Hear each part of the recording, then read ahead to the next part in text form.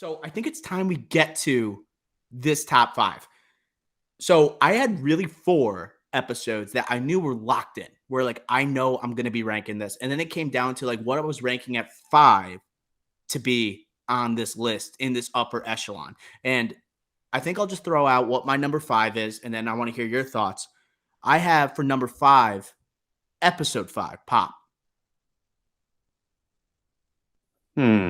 This is the episode for the audience who's unaware.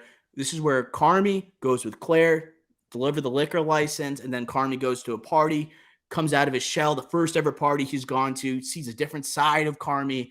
That's why I have it at five. What do you got? I do not have that. Good episode. We'll get into it. I have episode 9, and I was in a similar state with you, as in, I think I have 4 locked in, and you could kind of move them around the order, but those 4 are the top 4. The 5th was the hardest one to pick, and I was debating between 9, 8, and 1. Episodes 9, 8, and 1. And I ended up going with 9, the penultimate. That's when the AC/DC music at the end. And that's when I really felt the momentum going into the finale. And I felt that tone, like the tone has been shifted ever since episode 6. And 7 really carried it. And then 8 was truly back to the bear.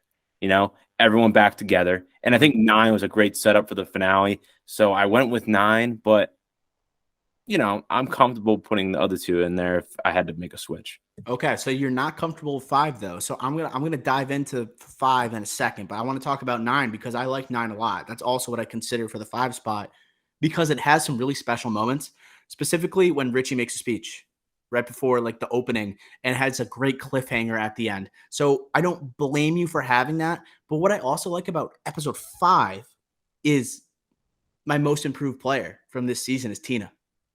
Most improved player. And at the beginning of episode 5, she gets that knife from Carmy. And it's Carmy's knife. It shows like that trust that Carmy is putting in Tina after like she's so hard-edged and unapproachable in the first season. She becomes someone that is hungry to learn more and get better at her job. And you see like her relationship kind of blossoming with Sid, Ayo Edebiri's character.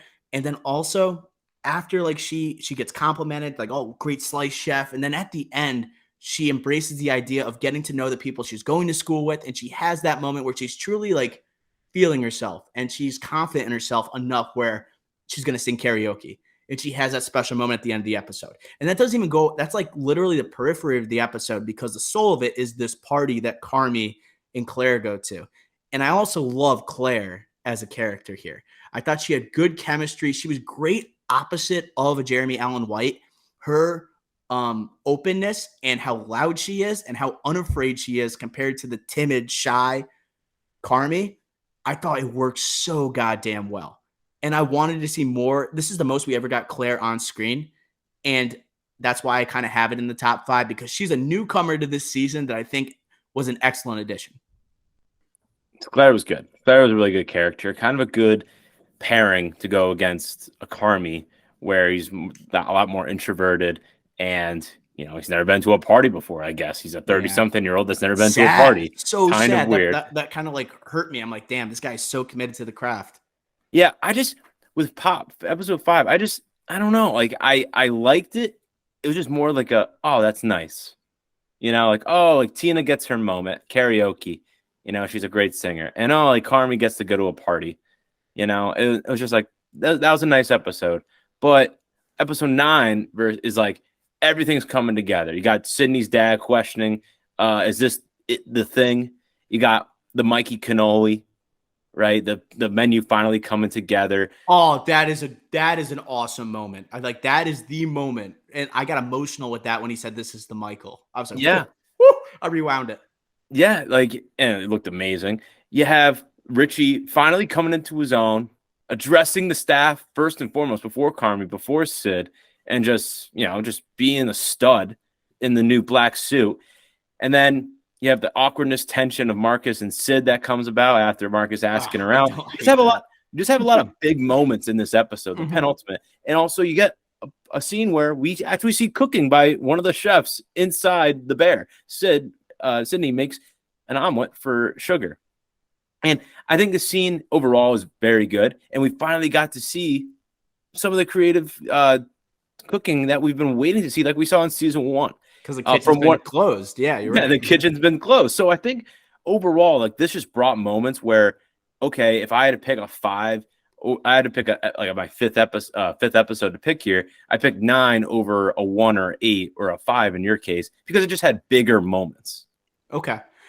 You're definitely selling me when you say like that dessert scene, because there is some proud dad in me when I'm watching Marcus reveal all of these different desserts for the first time and watching like the look of a Carmy and a Sid like taken aback by like what he's learned, what he's bringing to the table, how professional he is now. And then when he does the Michael thing, that's like the show. It always comes back to the DNA, like the family inherited restaurant. It always comes back to the bear. And that is they like when Chris Restore, whoever wrote this, had that moment, they knew like, oh, this is definitely gonna draw like a big sigh, like a big deep breath, like after the big reveal happens. And that's my favorite moment from the episode, aside from the Richie speech. And then I'm just try and sell you one more time in episode 5. Because I'm not giving in yet, because this is the range from Jeremy Allen White that we haven't gotten in other episodes. Like he seems like he's playing the same intense dude for the majority, and then he can get very emotional about his brother. Him opening up, being more social, what Claire was literally doing to his character, you knew after this, as much of a high that episode was in terms of like, wow, what a great moment. Like he's found like love, but you know it's not going to end well.